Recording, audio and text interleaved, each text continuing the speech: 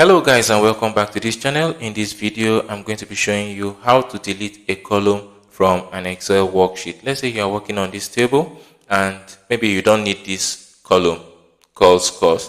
Alright, so how are you going to delete it in Excel? Easy peasy. This is what you do. First thing first, you click on the letter symbolizing the column you are going to delete. So once you click on this letter E, you can see the whole of this column has been highlighted. So if you want to highlight this column called country, you click on letter D. It's highlighted automatically. So let's say we want to delete this column that carries the scores. So this is what you do. So after highlighting it, you right click, then locate delete, click on delete. It's gone. As simple as that. Alright.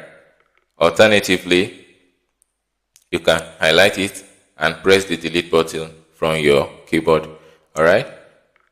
Again, alternatively, you can highlight it, then go to your home tab, locate delete. Alright.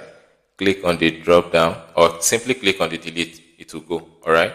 So these are the three ways you can simply delete column in Excel.